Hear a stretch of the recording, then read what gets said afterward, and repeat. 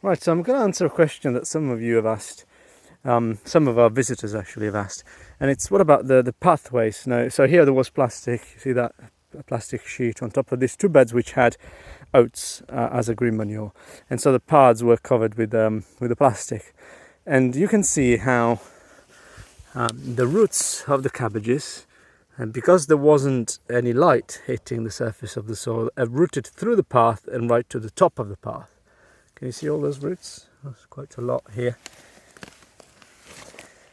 And so the question that answers is, what about the paths? So are the paths really doing any work?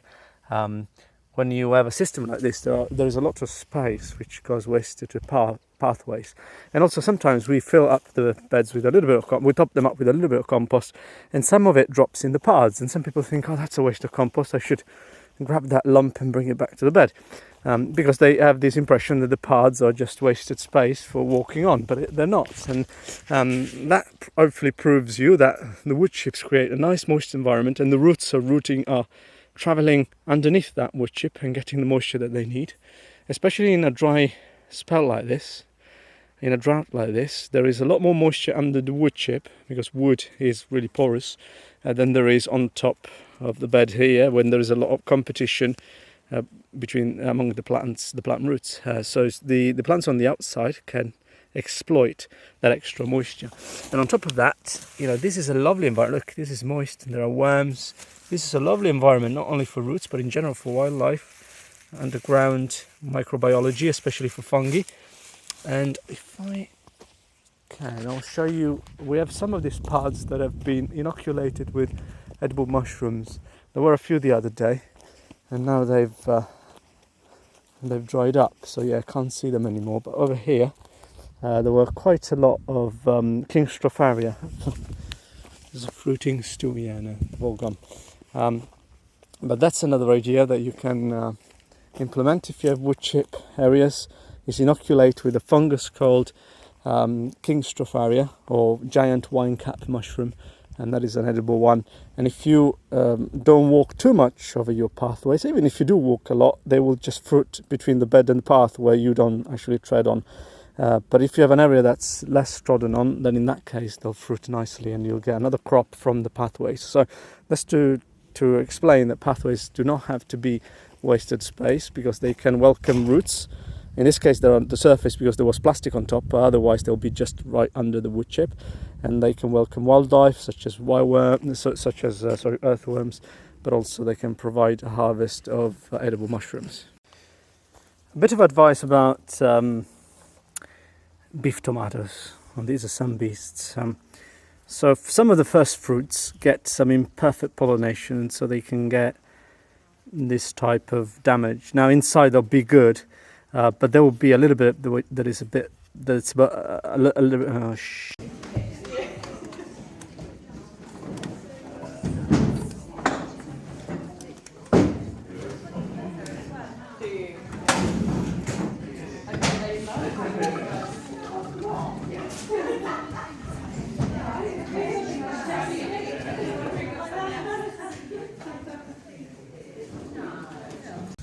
Hello lovely people, so I'm harvesting some onions. Just a few remarks about onion harvesting.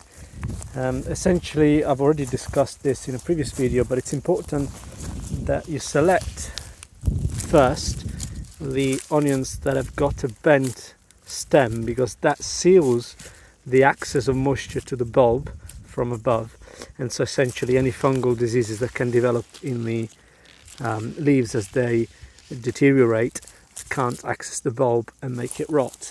Obviously check that they're nice and hard, and if they're already starting to dry, they've got their stem bent, they're ready to pull, and they can go in your harvest box or in your dinner straight away. Then there's a process that we call curing, by which you can make your onions store long term, up to a year even, depending on the conditions you store them in. So I'm going to show you what we do in order to cure the onions. Okay, here we go. So I've brought the onions to our curing station. Let me get out my shadow out of the way. So this is very simple. Essentially it's a a set of pallets. It can be a table or anything else. Pallets are good because they allow for airflow. Another thing which is even better is if you can put them in a system where the leaves are pointing downwards like this. So we could spend time and do it here, but it would take a long time, and it's not worth it really, because they'll cure all right in this weather regardless of how you do it. If it was wet, I would do that in the tunnel, because it's very hot. It's actually dangerous to do it in the tunnel because it can get up to 40 or 50 degrees in there, and then you'll find cooked onions, not cured onions. And that's happened in the past.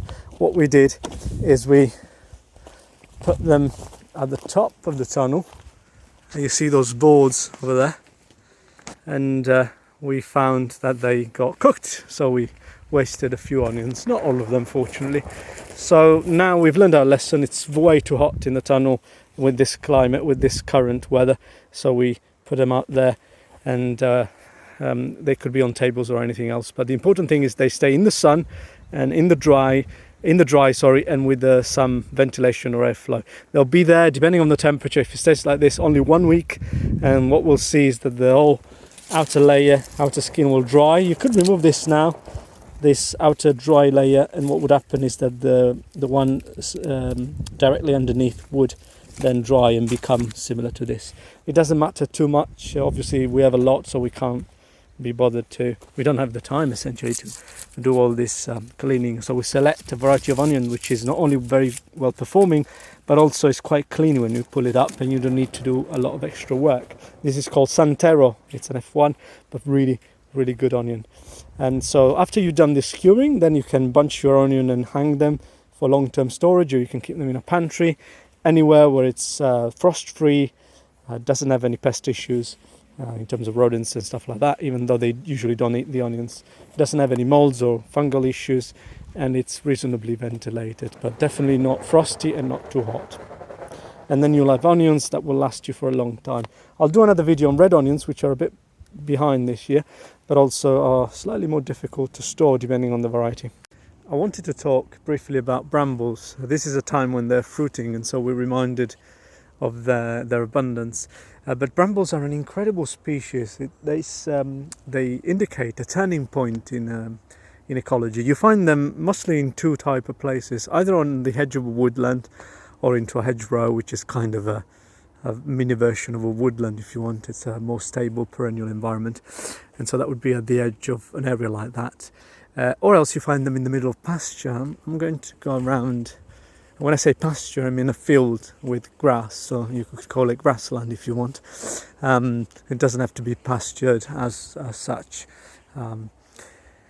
grazed as such. So when you find brambles extending into or starting to colonize pasture, that's a typical example of ecological succession. So you have initially some annual weeds, let's call them weeds, annual pioneers. Then you have some perennial pioneers such as hogweed or burdock or dock, or depending on the type of soil, you can get thistles, you can get nettles, and so on and so forth, different types of grasses. And then at some point you get brambles. How does that happen? Well, that happens through the droppings of a bird. So a bird that has been eating brambles perhaps at the margin of a forest or in a hedgerow ends up ejecting their droppings into a field, and therefore that if the soil is prepared for the type of requirements that brambles have, which are a little bit more demanding than, say, thistles or annual weeds or hogweed and so on and so forth, then the brambles start to take hold. And when that happens, then they start to extend. And the way they extend is really peculiar.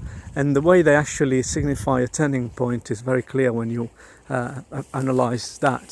So you see, brambles can grow in two ways, either climbing up things or arching. So when they grow in pasture, they will do this typical arching, and the tip produces a fruit, and the following year it can touch the ground and root, and therefore that becomes a new rooting point, and the plant extends like that. And you can see in this area here, it started from down there, and then it's extending into the pasture. So a slightly different type of spreading than the one that I've described, but it can start in the middle of the pasture and extend outwards. And so what do they mean in terms of ecological succession? Well, they are signifying the passage from grassland or a soil that was disturbed and that was empty, not covered by perennial vegetation, perhaps heavily grazed, to a woodland.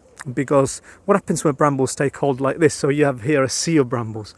So they attract birds for the fruit. So the birds will come in there and eat the fruits.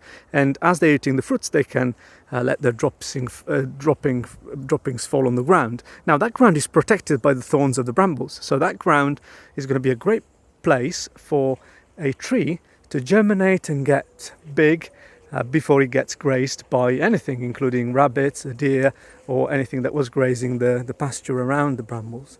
And so finally the brambles have become a protecting species. So they attract the trees via the birds, and then they protect the trees during their growth. And so they are the seed, if you want, of a forest. When you have brambles, if you let things go, then you'll get a forest. And you can see it in many places. Here I am in Mincing Lake in Exeter, and a lot of places where brambles have taken hold.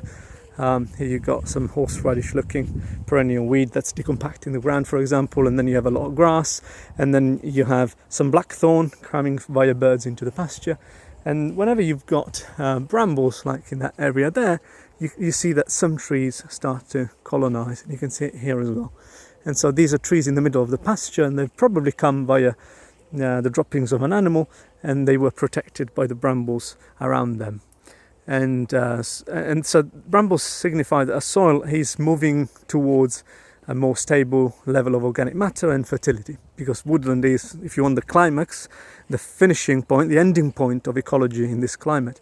A woodland, especially characterized by oak, which is a very mature type of tree, or even beech, is the pinnacle of ecological succession in this climate and in our soils. Whereas grassland is quite an intermediate phase, and unless we overgraze it, it's not very stable. It will very quickly turn into forest. And so brambles are, if you want, the crossroad between pasture and forest. A quick video here about chicories. This is a very misunderstood family. Well, it's not really a family, I would say like a category of plants or vegetables. Here we've got several examples. One is radicchio. So these ones are still immature. They will take some time before they form some nice and lovely compact round heads, red, and the inside becomes a little bit sweeter, but most of the plant is bitter. And this is what you can see here, the heads starting to form. This is what all these chicories have in common, is that when they are in this form, they're relatively bitter to eat. That's a good thing, obviously. It can mess up with your taste buds a little bit, but usually bitter greens, and especially chicories, have got high levels of vitamins, including vitamin C and A, and they help your mouth and your digestive tract to secrete enzymes which help digestion, but also stimulate the liver. So bitter greens are really good for your liver, and for this reason are used as a tonic in several ways to cure several type of ailments, including gastrointestinal diseases, and in some cases even more serious conditions of the liver, of the digestive tract, including constipation, which is a common problem in people these days, unfortunately. So what I wanted to show you is the different variety of chicories that we've got. This is a very little known one in England, but it's very common in central Italy. It's called puntarelle, or sometimes also called Catalonia in Italy. It's a type of chicory that you can find in a smaller version wild in the countryside of Italy. Very, very bitter, but when you stir fry it or saute it with garlic, it releases a little bit, it gives away a little bit of its bitterness, and it becomes slightly more palatable. And it's amazing partnered with some cut of meat or sausage, or if you're vegetarian, you can eat it as an addition to your main protein. And this one is called endive or endive. It can be used as a salad if it's accompanied by a sour sweet dressing, which weakens its bitterness Or otherwise, if you love really bitter things, you can eat it raw as it is. But normally Italians would eat it cooked, gently wilted or steamed or sautéed, and it can be put on pizza as well in the oven, so that it loses its bitterness and it becomes somewhat sweet, actually. Not not as sweet as a Swiss chard or a spinach, but very interesting flavour. And again, these are packed with vitamins and nutrients, so we should learn to eat them without necessarily being put off by their slight bitterness. And finally, radicchio, as I mentioned at the start, this is an amazing salad. The great thing about radicchio compared to the others is that when they form a head, now this is very small, but they'll form a very big head like this, the inside, which gets completely impermeably protected from the outside, becomes a lot sweeter. And so the very heart of a radicchio is actually bittersweet, which is an amazing combination of flavors, whereas the outside and these big leaves are really bitter. So unless you cook them, they're not as good. And radicchio, again, you can use in a salad or you can cook it, and there's very many recipes in the Italian and especially northeast Italy tradition for cooking radicchio with sweeter or sour things that make its flavor come out and be less invasive, let's say. So chicories, definitely a category of plants, a family of plants that you should consider introducing in your gardening and especially in your eating. We do grow a lot also because they're amazing plants for the ground. They have very deep roots and they can perennialize easily as well. We never allow them to do that. But growing a bed like this of different chicory types makes sure that this ground, without us ever tilling it or digging it, gets worked very deep down. And all the sugars that these plants bring down, more than a foot or 2 feet sometimes deep, all those sugars foster a certain population of microorganisms and especially nematodes that then feed worms, and so the worms go up and down along the roots of these plants and till the soil for us and make it fertile and fluffy the way we want it. So chicories are huge bonus in the garden as well. Not many of you might know that the pod of a radish plant are incredibly good to eat. They don't have much heat to them, but they've got a very radishy flavour, so they're incredibly satisfying for those of you who don't like very hot radishes. And some people, well, including myself, actually prefer the pods to the actual root of a radish. And no matter the type of radish, the pods are usually relatively milder than the root. And this is a red normal salad radish. We let it go to flower to attract predatory wasps, and you can see one of our previous videos to learn more about that strategy. But then another bonus of this strategy of leaving radishes to flower is that we get to eat the pods, which are amazingly tasty and very sought after by chefs as well.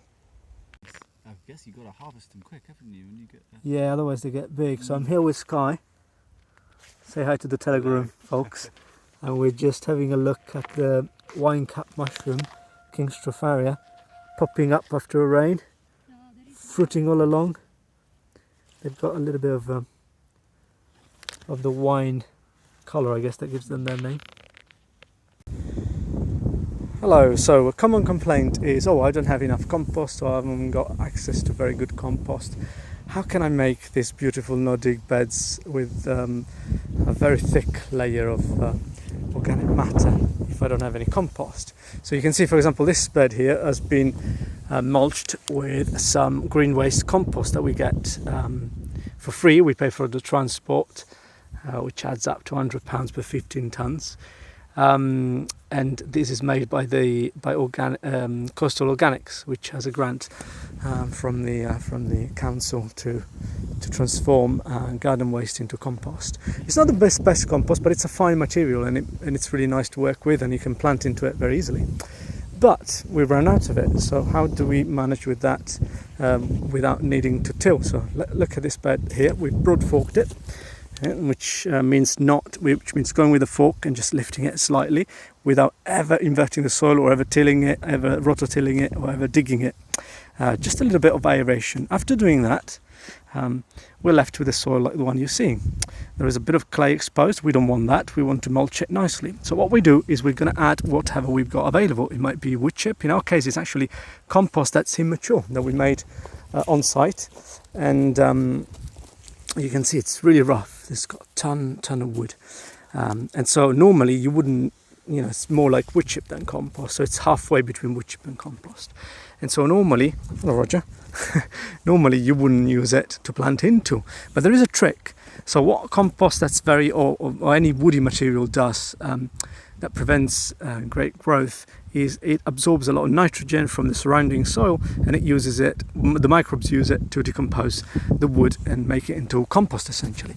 So if we want to avoid that nitrogen being robbed from our crops, what we can do is add a source of nitrogen, like in this case organically certified chicken manure pellets, and then we can put that type of compost on top, which hello Roger, he wants to be in the shot, which even though it's not the best material to plant into, it does suddenly become very suitable.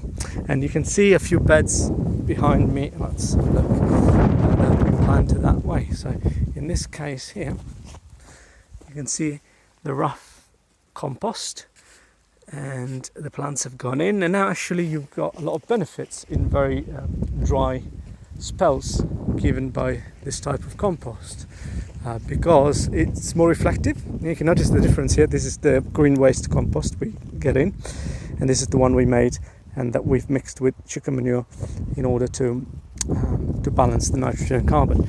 And you see that one is a lot darker, so when it's really dry and hot, that one heats up a lot and those plants need a lot more water. Whereas this stuff, because it's very woody and wood absorbs tons of water, it's very porous, and because it's also lighter in colour, it reflects light off. And so these guys here need a lot less water to establish and to thrive. And so you got the two worlds, and there's wood chip in the pathway there.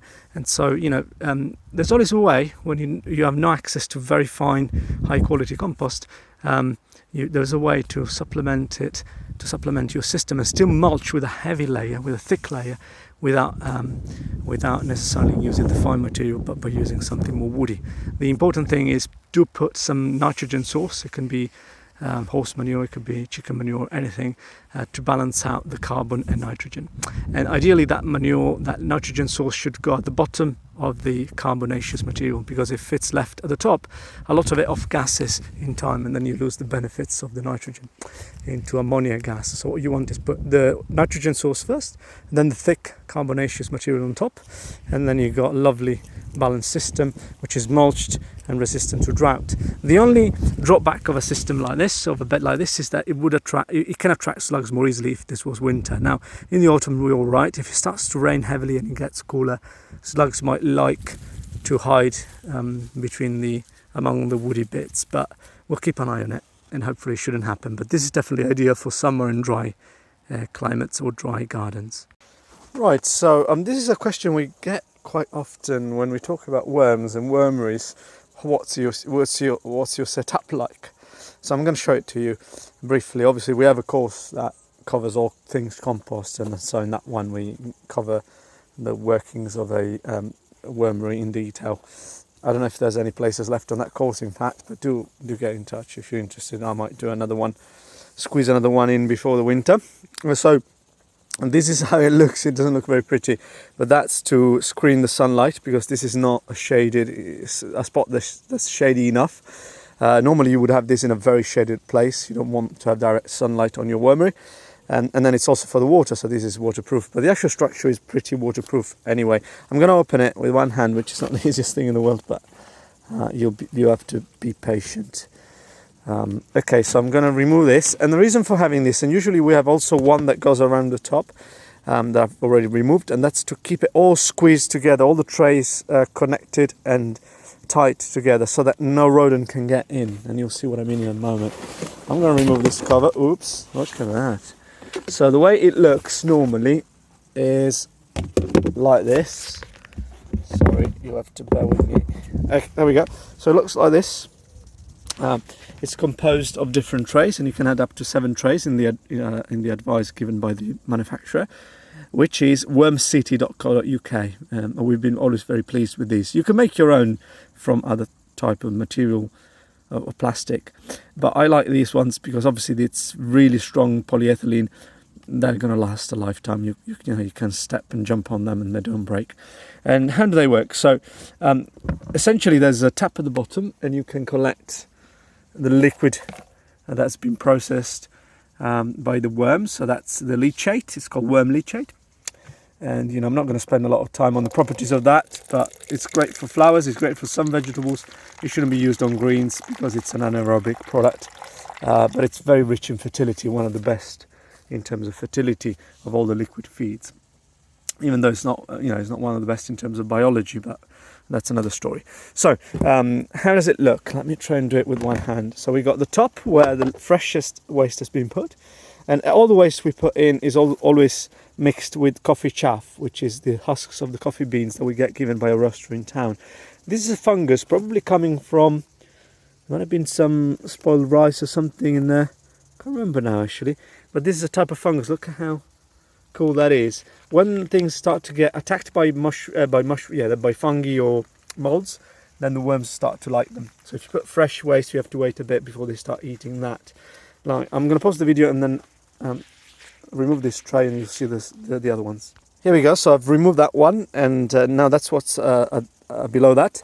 It's an empty tray that had only a little bit of bedding, and I've left that actually for demonstration purposes because you can see the worm castings on their own.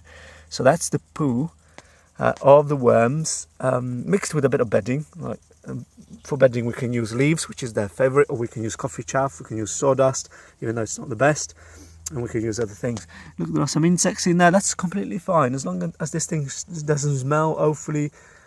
It's fine to have a few maggots, a few flies, a few things. We wouldn't like flies on the top one, otherwise it means that this thing is all surrounded by flies. And if I have it in a balcony or in a small garden, I don't want an area which is full of flies and it smells. But these guys are loving it, and they go down into this bedding that they've consumed essentially, and then eat from the top and go down, which is what they would do in the soil. Let me pause again and I'll show you the next tray. Here we go. So I've removed that tray, and now we've gone down another step, another level, and here there are worm castings, food, bedding. So this was full of food. It's pretty packed and heavy, and it's all been processed. So essentially they go here only to rest or to process some of their bedding to get more oxygen, but they normally would eat from where the food is freshest and there's the least amount of their own droppings or castings as they're called. There are a few maggots. I'm not worried about that. If I don't put meat or dairy, there should rarely be any issues. And this is mostly carbon actually. There's a ton of leaves, there's quite a bit of coffee chaff, and there's a lot of fresh food in the form of different things. This is something we use a lot for cooked food or vegetable scraps, things that come from our kitchen rather than from the garden, because those are a little bit more tricky when it comes to an open compost system like this, because rodents can have access in that, whereas they can't in this one. So, okay, I'll pause again and I'll go down another level. Here we go. So I've removed the one that we just looked at, and finally we get to the bottom one, the one before the liquid, and this is a bit too liquid, which means that we haven't drained the liquid often enough. There's a bit too much sludge in there, which I'm going to drain soon, but essentially this is just droppings, and even though it's very wet, because it's been relatively dry, there are worms in there. Normally if it would be too wet, there would be, like, most of the worms would be in the middle layers where there's enough oxygen and moisture and there's a good balance. So you see the benefits of having a system which is like that, stacked, because they will find at any time, like if it's very hot and they've got a lot of sunshine at the top, even though it's been reflected by that thing, they can get quite hot and dry at the top, or relatively dry, and so they can go lower down when it's cooler and moister, and the other way around. When it's winter, they want to go perhaps towards the top during the day and towards the bottom, which is insulated, during the night. And so these are drop castings which are wet, difficult to handle because they're really sticky, whereas when they're dry, like the ones you saw in the second tray from the top, they're a lot easier to manage. Let me show you the final bit. And finally we get to the last one, which is the one with the liquid. And you know, this should be kept clean, and the idea is to drain it as often as possible. A little bit of liquid is fine, because actually it helps with the sludge not getting dried and stuck. And yeah, if we drain this often, it's actually a better product because it's got less anaerobic microbes. I'm going to turn it off now because it makes too much noise. And every now and then we can give it a spray with a hose pipe, and that's what I'm going to do today. I'm going to drain this, spray it with a hose, and then start again.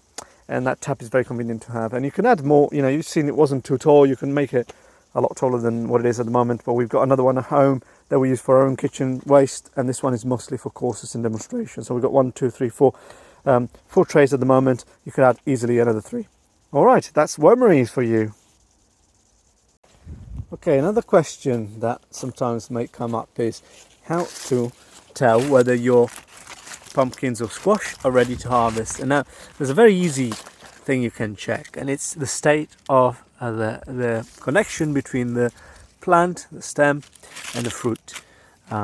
So if this one is still soft and not dry, and you can tell because the color is still kind of orangey, and it's, you know, if I put my fingernail into it, it will sink into it. Or if it's dry. Now this is going more towards the dry side, but it's got a bit of time to go yet still. And then you can see some that are clearly a lot more dry, like this guy here, if you compare it to the previous one, which was orange. Still somewhat soft, but it's really getting drier and drier. And you can tell there as well, all that woody stuff, there's still some green, so this one isn't ready yet. Most of squash won't be ready yet, but you can see the progression towards woodier and woodier pedicel, woodier and woodier connection to the stem. And I'll show you in a couple of weeks when they're really ready. But 2 things to notice here is that powdery mildew at this stage will attack the older leaves, and the whole plant will die. The whole foliage of the plant will die, and that's completely fine because the energy is being put in the fruit, into the fruit. The plant knows that in this phase what's important is to give the seeds all the energy they need. So all the energy will go into the fruit and into the seeds, and the foliage gets sacrificed. And because it doesn't get so much nutrition anymore from the plant, it's more vulnerable to fungal attacks, and that's completely fine. So you'll see this beautiful lush foliage you remember from a few weeks ago has now become sad, and it will become sadder and sadder until it all shrivels and dries. And most of the squash plants leaves are water, so these things will disappear into the ground without you needing to do much. You can bring them into the compost if you want to. There's no need to, because they will literally disappear into the ground, because there's a little bit of fiber, but most of the tissue is really full of water, and it will evaporate or go down into the soil.